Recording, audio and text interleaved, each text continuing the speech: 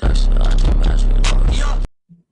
good, YouTube? It's boy Lethal, and today we're reacting to why Gojo vs Makima isn't close.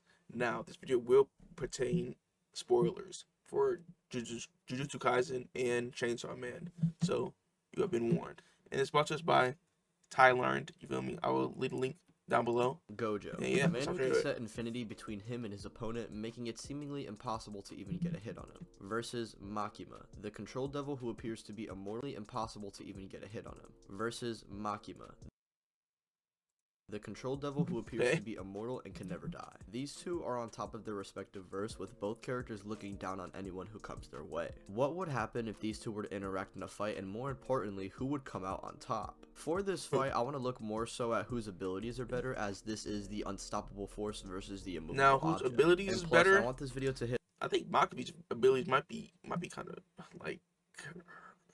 Her stuff is kind of crazy, I'm not gonna lie. Your audience, as I know a lot of you aren't really big fans of power scaling, and the people who try to get into it who don't understand just, like, you know, bother me in the comments. So to start off, I'd like to talk about Makima, as Chainsaw Man is something I am more familiar with. Now, Makima, also known as the Control Devil, embodies the fear of control and conquest, and is considered to be one of the strongest devils in the verse. I don't know if you knew the Control Devil controls people, but it does. Yeah. And because of her being a devil and having a deadly power like this, she forces humans to make contracts with her, that way she can essentially have the likes of the Snake, Angel, and Future Devil at her disposal. We know no one in the verse as well can necessarily resist her controlling powers either, but it's clear that there are characters that she can't really defeat without being harmed.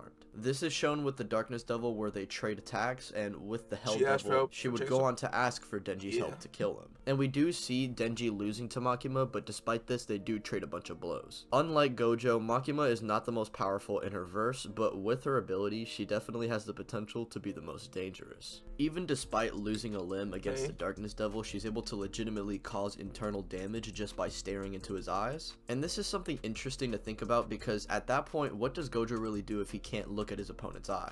And if she is able to control Gojo, it's essentially game over, because what happens when she makes a contract with him, which in the Chainsaw Man universe, you are bound to or you die. And Gojo has no resistance to law manipulation. She has to think that he is control powers as well, bare minimum, should work conceptually, as we know she can retain erased concepts such as Chainsaw Man's victims, who once after being eaten by him gets erased from existence. If we are taking Makima at her best as well, then this means she'd be essentially immortal due to having a contract with everyone in Japan, capable of BFRing attacks straight at opponents, like when she fought Kobeni, has access to the Angel Devil's powers, which with a touch negates your lifespan, dimensional travel with the Spider Devil, precognition with the Future Devil, along with the other devils she has a contract with. Now, with all of these abilities at hand, will it be enough to defeat Gojo?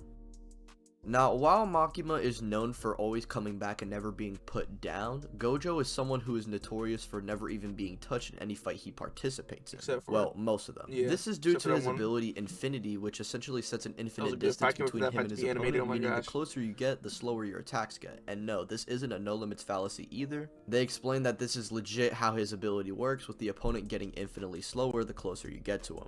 Gojo as well has access to red and blue, which I wonder if Makima's her one attack that she uses another life to kill another life by saying their name, I wonder if that move will work through his Infinity combined to use purple. And it's said that Gojo's spatial manipulation works on an atomic level, meaning these attacks essentially have Durandek properties. And this isn't even Gojo's trump card, that being his domain expansion. Unlimited Void allows Gojo to overload his opponent with information, leading into them eventually dying and not being able to do a thing about it. Oh yeah, and both characters have like cracked vision. Look at their eyes, bro. Now, looking at it at first glance, it seems like Gojo has the advantage here, with Makima's attacks more than likely never being able to reach him, and with his domain, it seems like a guaranteed win. However, there is a way for Makima to win this match, which is really kind of a redundant argument, I'm not gonna lie. That being, if Makima believes she is superior to Gojo. With equal stats, it's weird to see what would happen, but we can't really prove either side, and therefore the argument really goes nowhere, and we can't really do anything with that.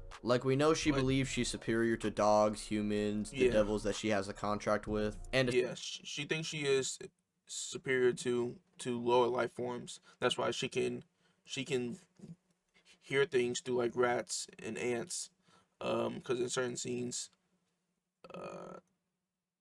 that Yeah, to, like, especially if write she can't down use this ability and initially stuff tries to fight so to see she if she won't can be now hero. then control him. With Gojo setting an infinite distance, then it's clear that Gojo is going to be looking like the superior fighter. Makima, without being able to use her best ability and can't even use her other abilities, would just lead into Gojo destroying her on an atomic level, or if she keeps coming back, overload her brain via domain, which is a guaranteed hit. Also, I would like to say that even if we took stats into account, Gojo would upscale from characters like Dagon, who can create an island with their domain, whereas Makima isn't even on Chainsaw Man's tier of strength at his best, who's only like city level. Unfortunately for Makima, there is nothing she can really do against Gojo's infinity, and she can't even use any of her abilities. Domain as well is just a guaranteed dub in my opinion. It's just overloading her brain instead of just killing her like how Chainsaw Man usually does. And it's safe to say that Gojo beats Mami.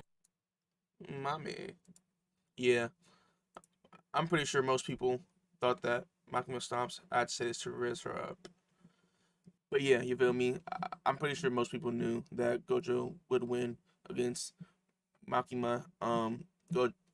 In the video, he didn't talk about how Gojo has his uh reversal technique that can heal him. You feel me? Gojo also has his domain, hollow purple, and his infinity, which he talked about in the video. So those are just things that Makima cannot defend against. You feel me? So it's kind of like not fair for her. But even though she could have the contracts of all the people in Japan, Gojo can like easily just kill her over and over and over again. He can use domain, just like it's just not really fair. Unless Makima can control him, which I doubt that would happen. You feel me? But yeah, this was a good video. You feel me? I will leave a video link down below.